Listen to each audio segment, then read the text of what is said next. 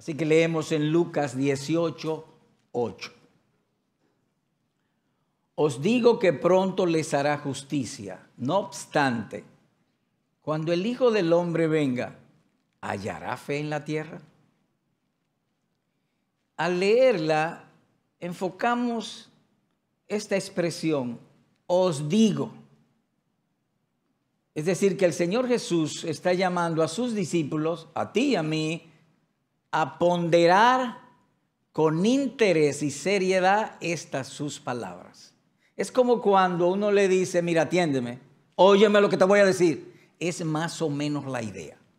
Es una expresión de solemnidad, de consideración. Y el contexto donde se dan estas palabras es cuando habla acerca de los tiempos del fin. Note usted en el versículo número 30 del capítulo anterior, en mi Biblia está en la misma página, dice el verso 30. Lo mismo acontecerá el día en que el Hijo del Hombre sea revelado. Es decir, que el versículo 8 está dentro de ese tema, es decir, acerca de los tiempos del fin. Ahora noten, voy a leer el versículo 6 al 8 para destacar algo. Y el Señor dijo, escuchad lo que dijo el juez injusto.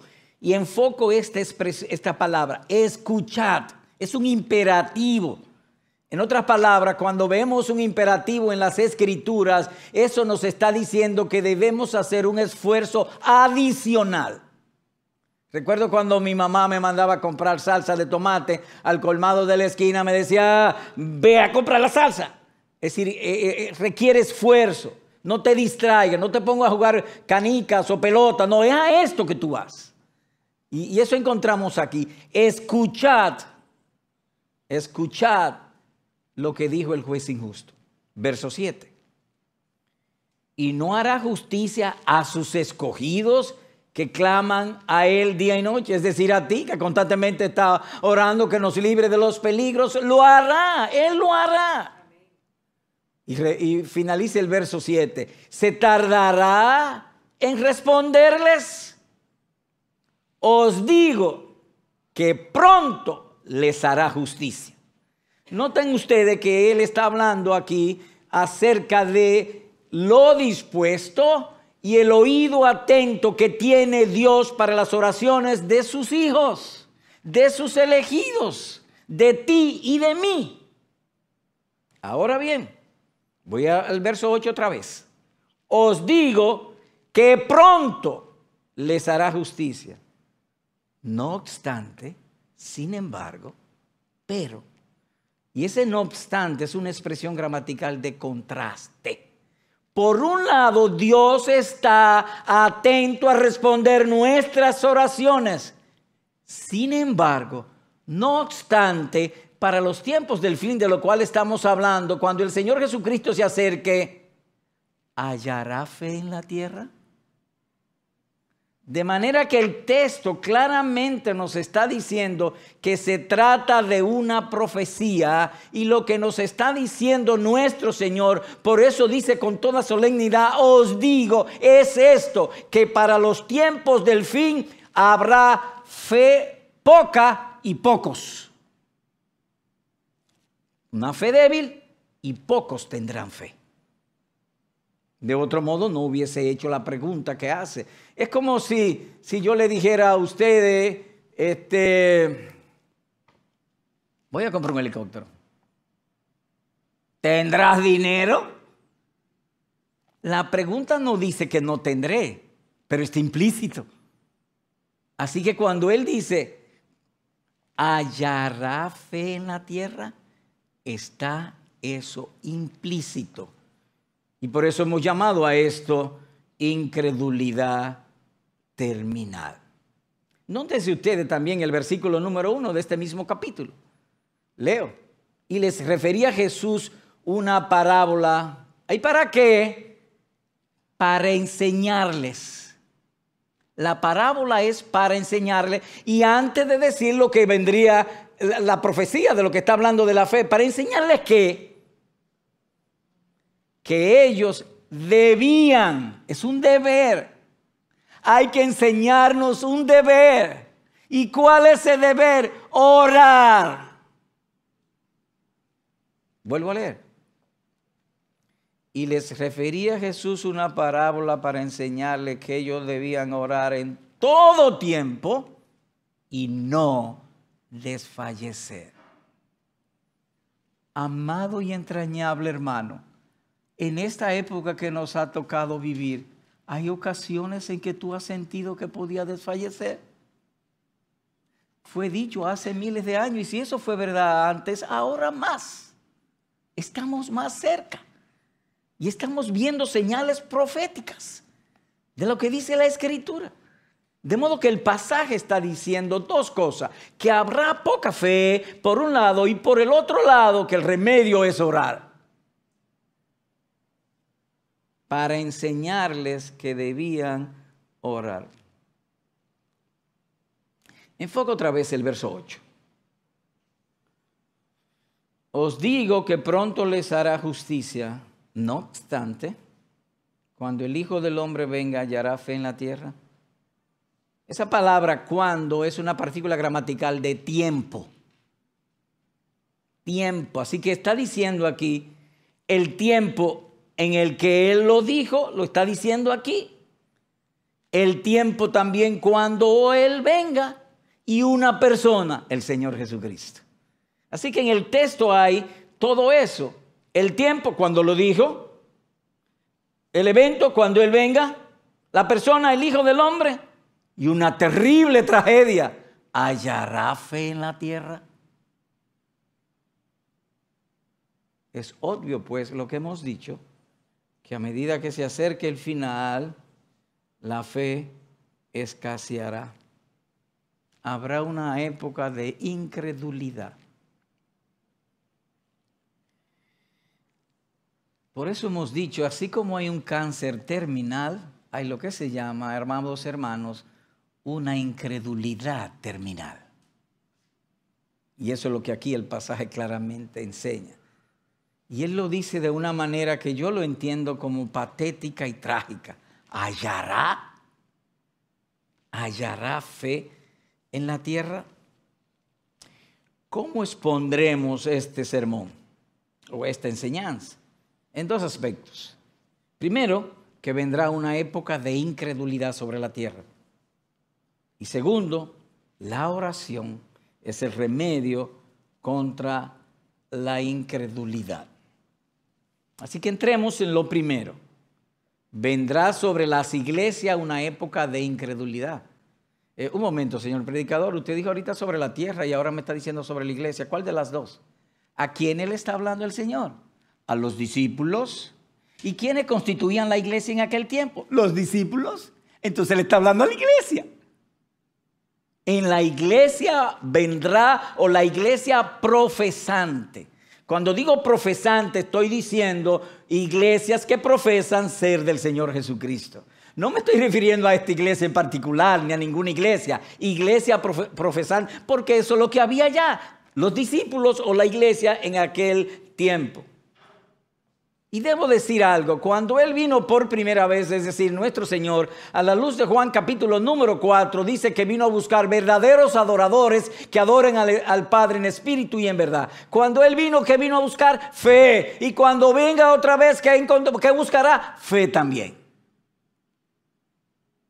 Por eso Él se pregunta a favor nuestro, ¿hallará fe en la tierra? Y la manera en que lo dice, triste, trágica y llorosamente, es que será difícil encontrarla. Demos gloria a Dios que nos está diciendo esto ahora en medio de lo que estamos viviendo. Estamos viviendo tiempos de mucho peligro. Anoche fuimos invitados a cenar a una casa de unos hermanos muy amados aquí en la capital. Y aquí no hay estacionamiento. Y entonces me iba a estacionar a una callecita pequeña, oscura. Yo temblé. Pero, Aroche, pero no había nadie en la calle. Sí, pero no importa. Miedo. estamos viviendo en mucho peligro. En muchísimo peligro. Así que el tiempo se está diciendo que vendrán tiempos de peligro. Y así lo dice la Escritura en otro lugar. Y dice así en 1 Timoteo 4:1, el Espíritu dice claramente que en los últimos tiempos algunos apostatarán de la fe. Y enfoco, apostatarán de la fe. ¿Sabe lo que eso significa en el lenguaje bíblico? Religiones sin fe. Vuelvo a leer. Dice Pablo a Timoteo, el Espíritu dice claramente que en los últimos tiempos algunos tendrán religión. Va a haber mucha religión, amados hermanos, pero sin fe. Triste y trágicamente. Hay corrupción en los gobiernos y en las iglesias también. Está profetizado. Ya no somos tanto sal de la tierra. Nuestra sal se ha vuelto insípida. Y le pido públicamente disculpas porque debiera decir esto llorando. Debiera llorar al decir esto. Muchos profesantes como discípulos del Señor dejarán la fe y se volverán al humanismo. La corrupción religiosa será el humanismo dentro de las iglesias. Ya la Biblia no va a ser interpretada conforme a la propia Biblia, sino al humanismo o a los pensamientos humanos. Conocí una iglesia, amados hermanos, donde para ser pastor había que hacerle un examen psicológico. ¿Usted puede creer eso? ¿Y por qué usted se escandaliza? Es que la psicología es la antítesis del evangelio. La psicología dice que el poder para transformarse está dentro de nosotros y el evangelio dice que solo en Cristo. Cuando usted ve una iglesia que está haciendo exámenes psicológicos para ser un pastor, eso se llama apostasía. Estamos viviendo tiempos difíciles. Ese es el peligro de nuestras iglesias. El humanismo se ha metido.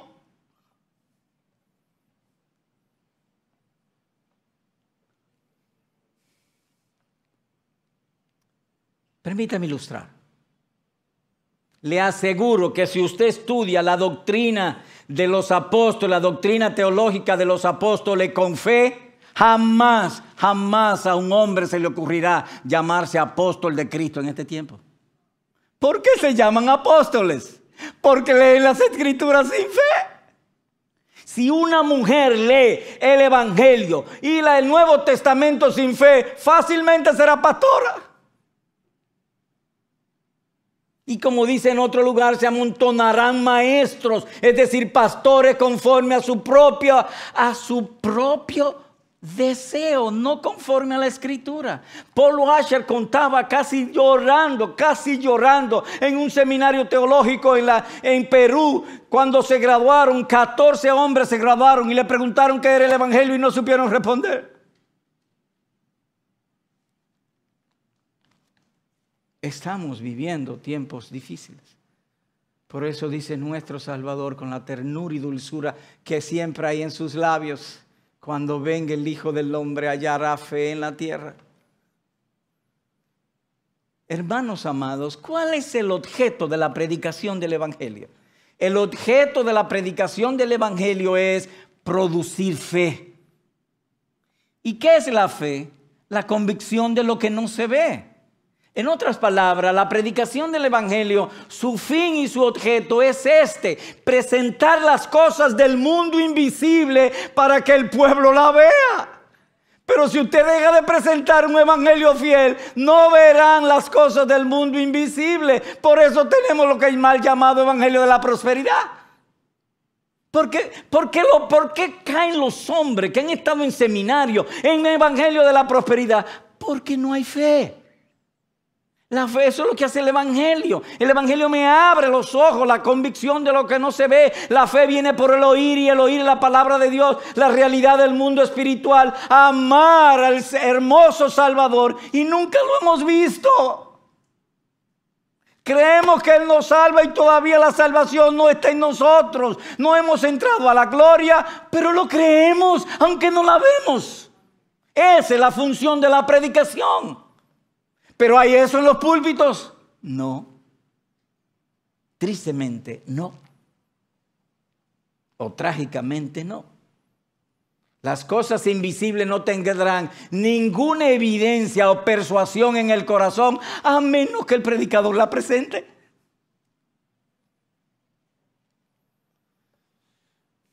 Nuestra fe recibe las verdades bíblicas que nos fueron reveladas, como dice Romanos, en fe y para fe.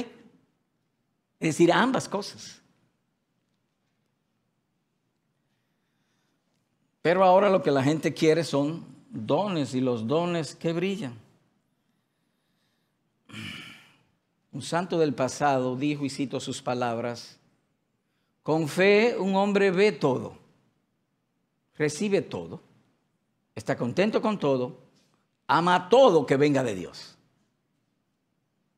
En cambio, sin fe, no ve nada, no recibe nada, nada le contenta y aborrecería todo lo que viene del Señor. No le interesa. Así que hay una gran diferencia en aquello de la fe. Así que enfocamos de nuevo.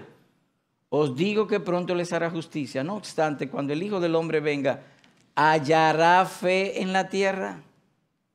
Si no hay fe, no se puede ver lo invisible. Hermanos,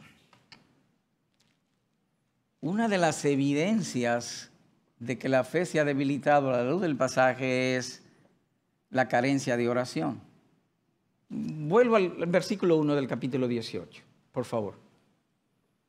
Verso 1. Y les refería a Jesús una parábola para enseñarles que ellos debían orar en todo tiempo y no desfallecer. ¿Para qué era la parábola? Para enseñarles. ¿Enseñarles qué? Un deber, y más que un deber, una necesidad. Orar en todo tiempo y no desfallecer. Verso 8, la última parte. No obstante, cuando el Hijo del Hombre venga, ¿hallará fe en la tierra? Nótense que el Señor Jesucristo le está enseñando la necesidad o el deber de orar. Y entonces lo conecta luego en el versículo número 8 con la fe. ¿Cuál es el remedio para los tiempos del fin?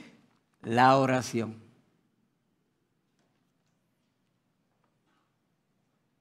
En nuestra iglesia somos 450 miembros. En el servicio de oración rara vez hay 100. Rara vez. ¿Y esa es su iglesia? Creo que sí. Por lo menos yo soy miembro ahí. Estuve hace algo como de 10 años en una iglesia en los Estados Unidos. Famosísima. El domingo en la mañana había más de 3,000 personas. Más de 3,000. En el servicio de oración no llegaban a 200. ¿Qué? ¿Usted me oyó? ¿Qué indica eso? Que no estamos confiando en el Señor. No estamos confiando en el Señor. Estamos muy distraídos. Las cosas de la tierra y del mundo nos ocupan tanto la mente que no hay lugar para pensar en el Señor. Hay una prosperidad en la tierra como nunca ha habido. Yo recuerdo de niño yo tenía un solo par de zapatos. Ahora, muchacho, conocí una casa de familia que la trabajadora tenía 2 celulares incluyendo un iPhone. ¿Usted puede creer eso? Yo me río, pero es verdad. Estamos demasiado cómodos para necesitar a Dios. hay demasiada abundancia para necesitar del Señor. Estamos muy satisfechos con las cosas de este mundo para nosotros clamar constantemente la ayuda de nuestro Dios. Y yo creo que no exagero si eso mismo está pasando en tu corazón. O por lo menos quizá yo tengo menos fe que tú. Pero es verdad.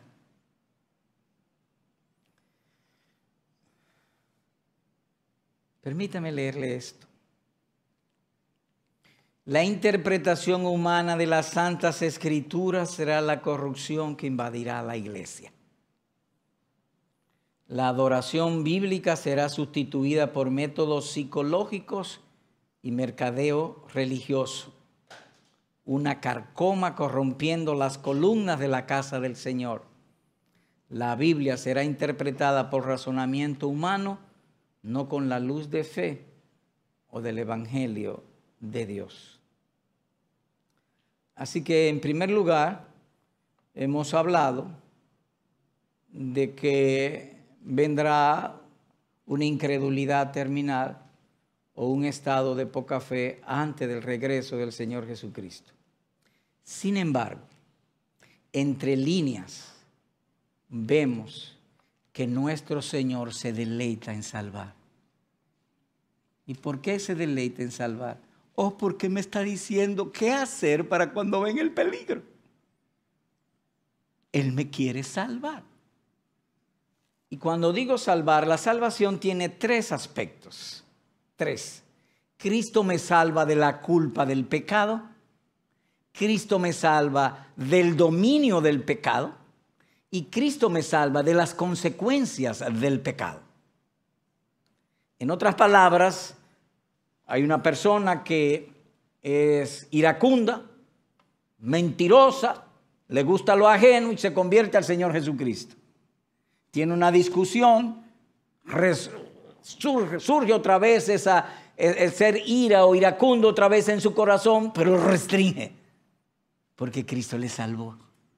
De que esa ira no vuelva a dominarle y lucha contra eso. Así que ese es el Evangelio. Me salva de tres cosas. De la culpa, el Cordero fue muerto por mí en la cruz del Calvario. La culpa, ya no hay culpa. El pecado original se eliminó. Tenemos un pecado residual, pero no un pecado que condene. Al verdadero creyente ni el pecado puede condenarle. La ley ya no tiene prevalencia sobre él. Él es salvo por siempre. Pero tenemos que luchar en este mundo. Y notamos aquí que Jesús me está diciendo el peligro que vendrá y me está dando el remedio. ¿Y por qué? Porque Él se deleita en salvar. Él vino a salvar a los pecadores, a ti y a mí.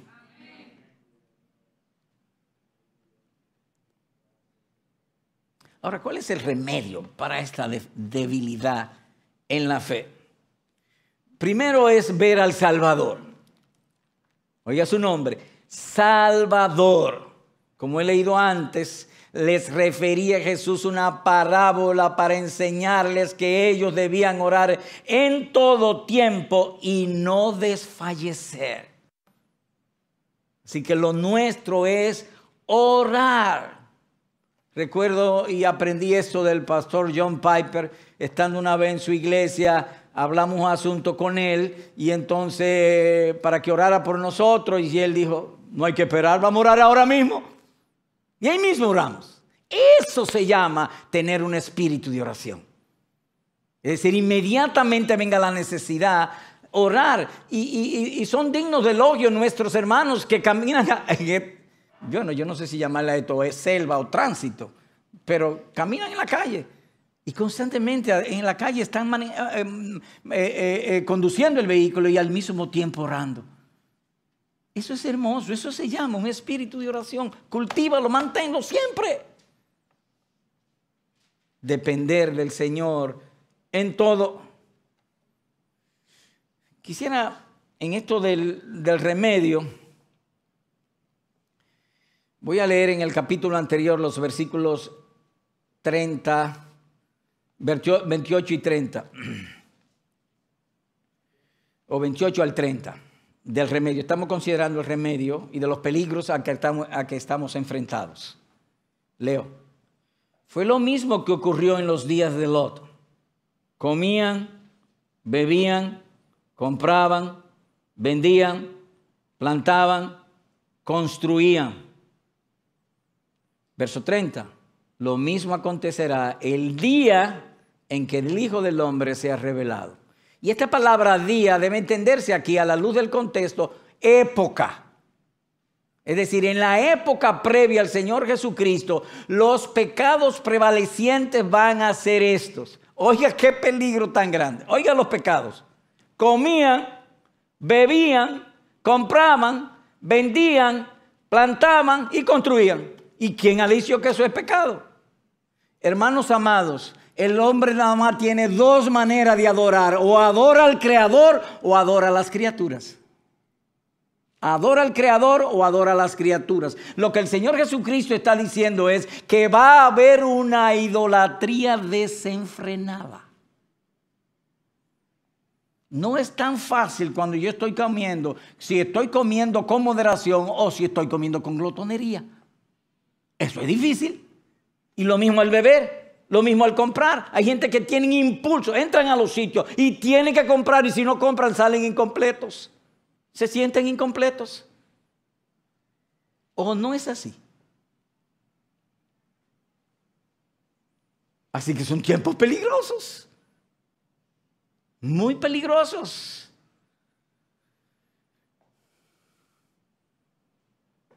Cuando el Hijo del Hombre venga, hallará fe en la tierra. Déjenme abundar la idea con un pasaje paralelo. Les invito por favor ahí mismo a ir a Lucas 21. Lucas 21.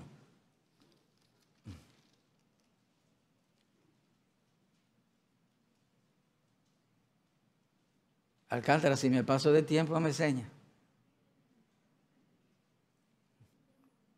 Arrocha habla mucho.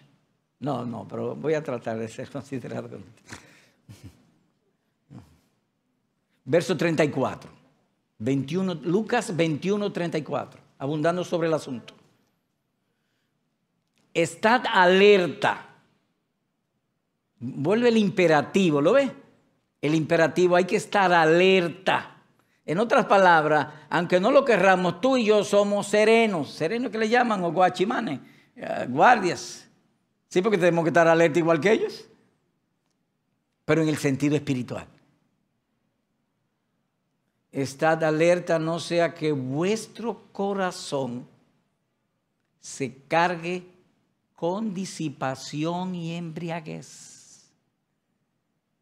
Que nos volvamos adictos a las cosas creadas, a las cosas de este mundo.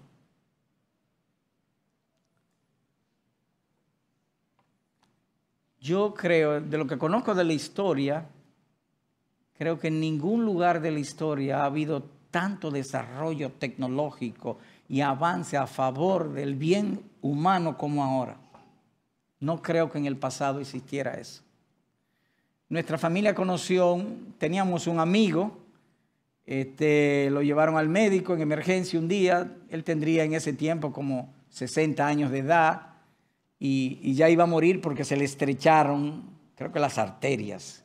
Se le estrecharon, era como un hilito de sangre lo que pasaba. Le hicieron algo que se llama stent y duró 15 años más. Nunca antes la historia vio eso. Pero eso es bueno si no se maneja adecuadamente, porque me hace confiar más en la ciencia que en Dios. Amados hermanos, amados y entrañables hermanos, la Escritura dice, si alguno está enfermo, no de una gripe, una tos, no, de un cáncer o algo, llame a los ancianos. En otras palabras, el Señor me está diciendo, aún un cáncer, dale un sentido espiritual, llama a los ancianos. El pastor Alcántara me preguntaba cuántos años tiene en el ministerio. 37, bueno, fue en el 85 que empecé, 36. En nuestra iglesia ha visto gente enferma de cáncer, nunca han llamado a los ancianos. Primero el médico, no es que no llame a los médicos, es que le dé un sentido espiritual a todas las cosas.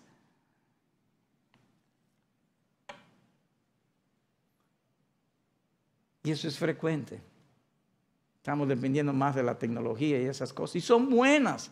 ¿Y por qué son buenas? Porque cuando Dios creó al hombre, le dio poder para transformar la naturaleza, lo sólido, lo líquido y gaseoso, que lo transforme. Y al final, después que Dios dio toda esa bendición, le dijo, y vio Dios que era bueno y bueno en gran manera. ¿Bueno en gran manera para quién? ¿Para Dios? No, para nosotros.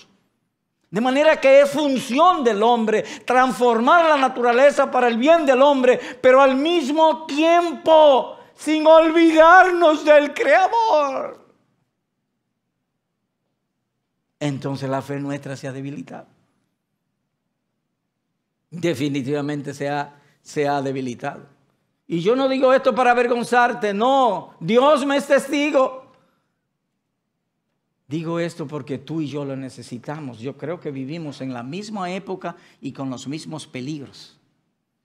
Y yo creo que aquí en la capital, aunque corra más dinero, hay más peligro que en Santiago. Me parece a mí.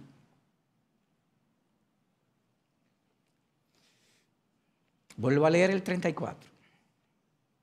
Estad alerta, no sea que vuestro corazón se cargue con disipación y embriaguez y con las preocupaciones de la vida. Y aquel día, es decir, la época del regreso del Señor Jesucristo, venga súbitamente sobre vosotros como un lazo, como un lazo.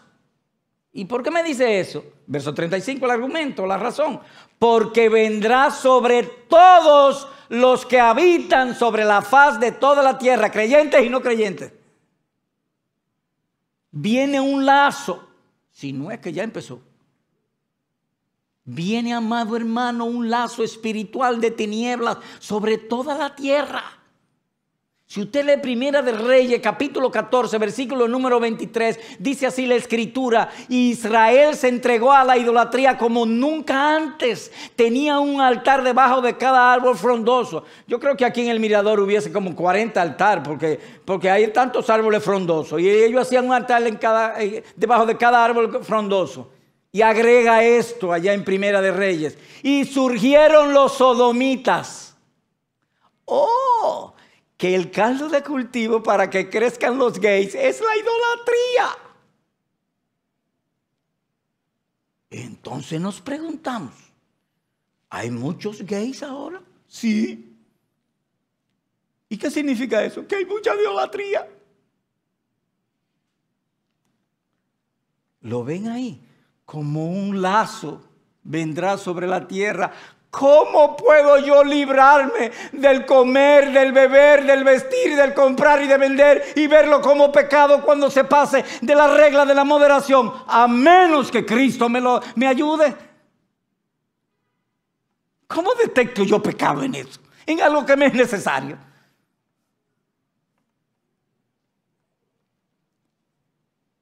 Verso 36. Mas velad. O pero, una partícula gramatical de contraste. Presenta el peligro, ahora presenta la solución o remedio. Mas velad, o pero. Velad en todo tiempo. ¿Haciendo qué? Cantando himnos, oyendo himnos. Sí, eso es parte de, pero sobre todo orando. ¿Y para qué vamos a orar? Para que tengáis fuerza para escapar de todas estas cosas que están por suceder y podáis estar en pie delante del Hijo del Hombre. Hermano, ¿usted me entendió lo que dije nuestro Señor? No soy yo que lo he dicho. Vuelvo a leer el verso 36. Mas velad en todo tiempo, orando. ¿Y qué es velar en todo tiempo? Bueno, yo voy conduciendo mi vehículo y viene, como dice el pastor Otto Sánchez, un delivery de que parece que están endemoniados. Y entonces, y oro. Velando y orando: Señor, líbrame de este delivery. Para citar un caso, simplemente para ilustrar. Velando y orando. Oh Señor, enséñanos a orar.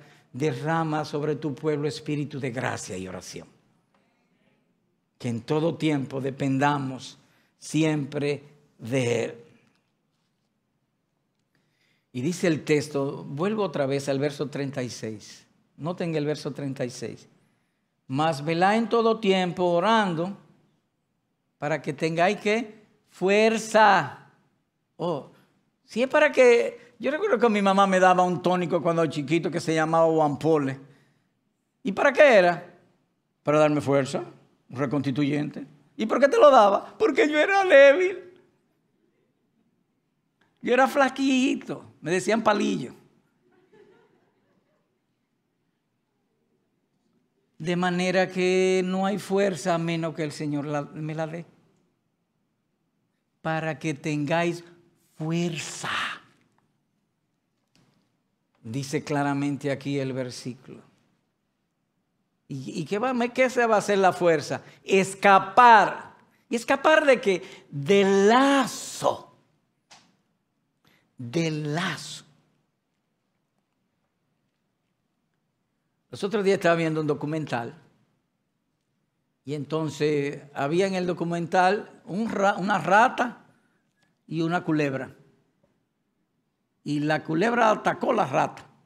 Y la rata dio un salto como de este alto así.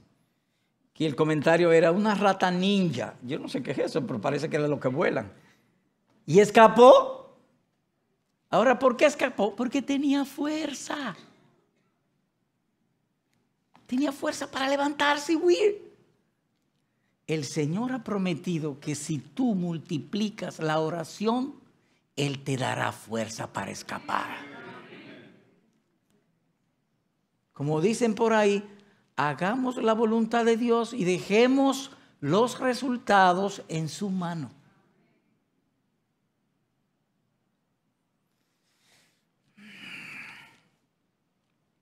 De todas estas cosas que están por suceder y podáis estar en pie delante del Hijo del Hombre. ¿Cómo podremos nosotros escapar de ideología de género? ¿Cómo podemos escapar de la agenda LGBT? Haciendo manifestación en la calle, sí, hagámosla, pero sobre todo orando. Y el ejemplo escritural que sostiene lo que acabo de decir es David. Su hijo se levantó en contra de él. Absalón se levantó en contra de él para matarlo y quedarse con el reino. Y David salió corriendo y huyendo desde Jerusalén para el monte.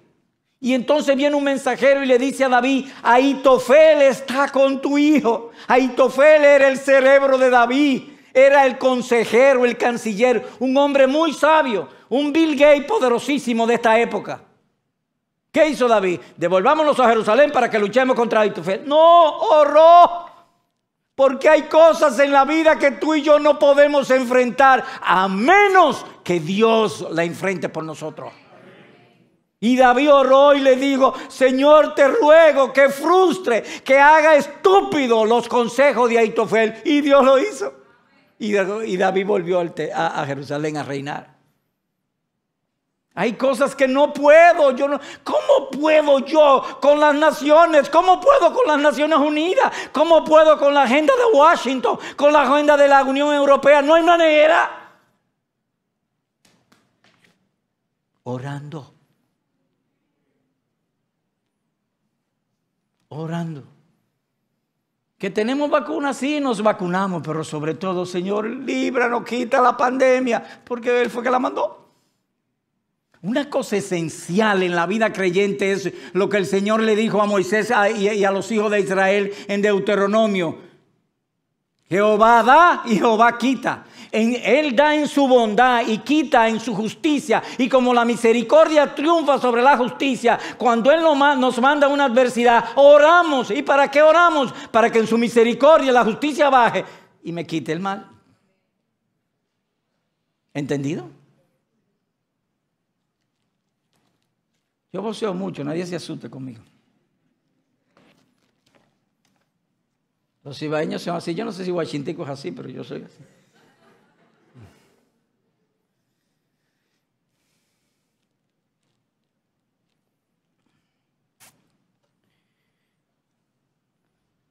Vuelvo a leer, dice, debían orar en todo tiempo y no desfallecer. Lucas 18:1. Esto es tan a menudo como sea posible. Ahora bien, ¿qué es el orar siempre y sin desmayar? Abarca 3 asuntos. El orar siempre sin desmayar abarca 3 grandes asuntos.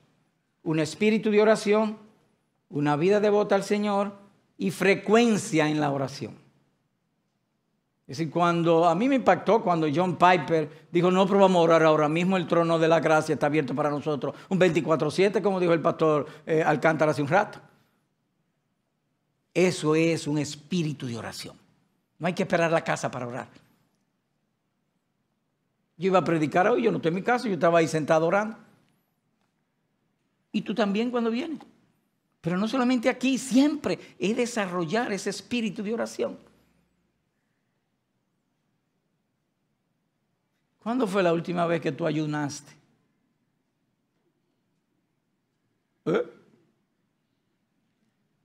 Incluye el ayuno. ¿Y qué es el ayuno? El ayuno es como la estamina de la oración. ¿Y qué es la estamina? Como el tonificante, el que le da como vigor. Es decir, yo estoy orando y entonces ayuno y el ayuno es como que le da energía. Sería pues la idea. Y en las escrituras, en un momento vienen los discípulos, trataron de hacer un milagro, no pudieron. Lo llevaron donde el Señor Jesús hizo el milagro y ellos le dijeron, ¿y por qué nosotros no pudimos? Y Jesús dijo, porque este género solamente sale con oración y ayuno. Es decir, que son cosas diferentes, pero que hemos de tratar de mezclarlas. Oración y ayuno, y los tiempos están para eso. Orar y ayunar. ¿Y qué es?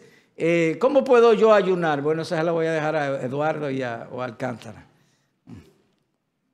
Pero sí un espíritu de oración.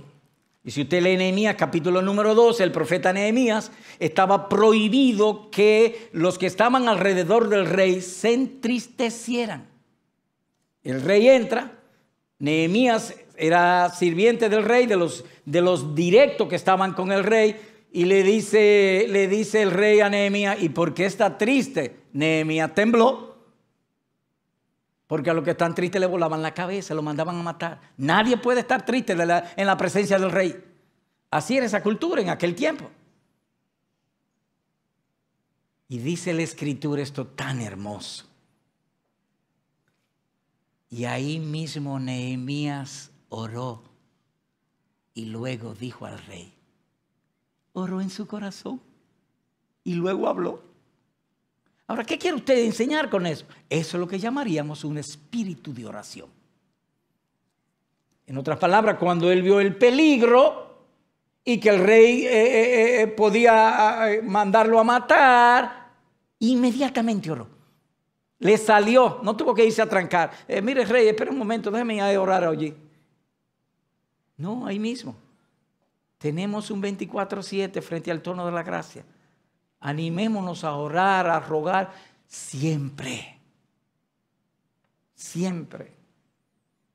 Señor, líbranos de las maquinaciones del maligno. Escóndenos de hombres violentos. Y ese salmo es tan hermoso. Dice el salmista, escóndeme de los hombres violentos. En otras palabras, que el asaltante esté ahí y no me ve. Dios me esconde. Él verá, él me está viendo, pero no me está viendo. Porque Dios me escondió. Ese es el Dios nuestro. Así que eso llamamos tener un espíritu de oración y al mismo tiempo un corazón devoto al Señor.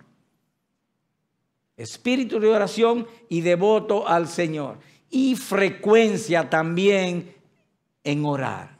Tratar siempre de ser frecuente. Oramos intensamente de noche y de día, dice el apóstol Pablo. Les invito de un pronto, no se preocupe, ya estoy terminando. Salmo 55, por favor.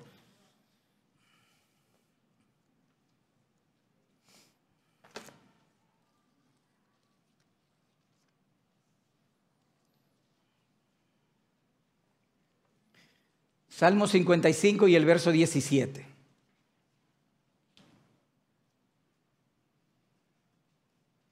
Leo. Tarde, mañana y mediodía me lamentaré y gemiré, y Él oirá mi voz. ¿Qué enseña el pasaje? Que la persistencia y frecuencia de orar le agrada al Señor y asegura que te van a responder. Vuelvo a leer. Tarde, bueno, los hebreos comenzaban, no es como nosotros contamos el día por la mañana. Para ellos el día empezaba a las 6 de la tarde porque Dios empezó la creación de tarde. Y ellos contaban de tarde.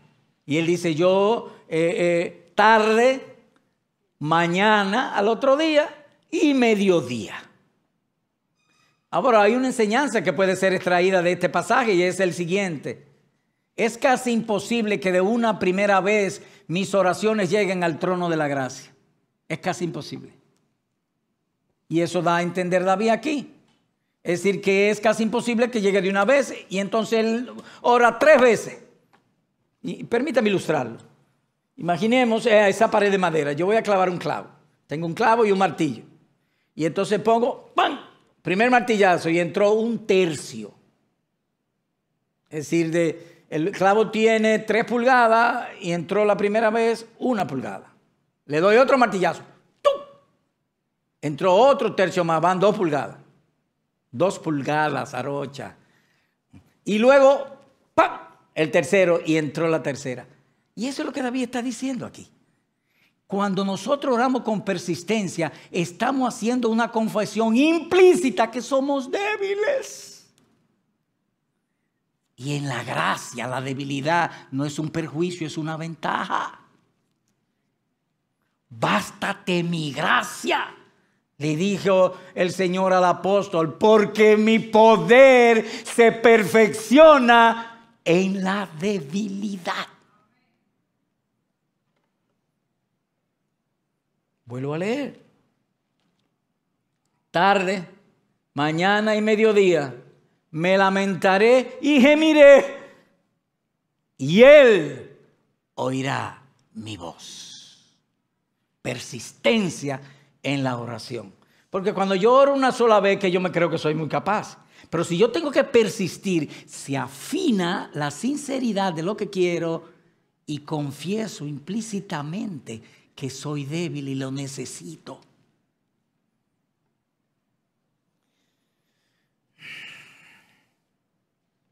Bien, sí, ya sí. ¿Qué vimos hoy? Vimos a la luz de las Escrituras que hay un cáncer terminal. Que en la época antes del Señor Jesucristo y para los tiempos del fin habrá mucha incredulidad, aún dentro de la iglesia profesante y los no profesantes, para todos. Y se revela un decaimiento generalizado en la fe. Y el peligro es que la Biblia va a ser interpretada humanamente. El peligro ahora es que como hay tanta idolatría, la influencia es terrible. Amados hermanos, la Escritura lo dice claramente. Al multiplicarse la iniquidad, el amor de mi pueblo se enfriará. ¿Y qué es la iniquidad? Planificar mi vida sin tener en cuenta a Dios. Entonces eso va a influenciar, nótense, al multiplicarse la iniquidad, el amor del pueblo se enfriará. ¿Qué hizo la iniquidad? Influyó negativamente en el creyente y su amor por Cristo decayó. O lo que es lo mismo, la fe se va a debilitar. El mundo nos está arropando en ese sentido. El humanismo nos está arropando. Y como dice nuestro Señor, o da a entender, la cosa será tan peligrosa que no será tan fácil yo darme cuenta del mal. Que Dios nos ayude. Y la prescripción o el remedio para los que son médicos es la oración. Así que 2 breves aplicaciones. Si tú oras en el Espíritu, recibirás adecuada contesta. Ora en el Espíritu. ¿No hará Dios justicia a sus escogidos que claman a Él día y noche? Pero cuando ven el Hijo del Hombre hallará fe en la tierra. Entonces los que claman a día y noche para prevalecer es que tenga fe, confiando en Él y persistiendo en la oración para depender en todo tiempo de Él. Recordemos que estamos hablando de cosas invisibles. Y la parábola era de una viuda que venía constantemente. Y él dice, si un juez injusto le respondió a esta viuda por su persistencia, ¿cuánto más no hará Dios con sus hijos que costaron la sangre del Señor Jesucristo? La sangre del Señor Jesucristo vale más que 10,000 universos. Y eso fue pagado por ti y por mí para ser llamados hijos de Dios. Y finalmente, si tú estás sin Cristo, niños, niñas, joven, jovencita, anciano y anciana, hoy es el día. La fe es un don de Dios. Y de algo te hemos hablado claramente. Hemos hablado de Cristo como si Cristo estuviese aquí. Te pusimos a verlo. Confía en Él. Ahí mismo en tu asiento, invoca su nombre. Señor, perdona mis pecados, hazme nacer de nuevo, porque Él ha prometido salvarte. Y todo el pueblo decimos amén.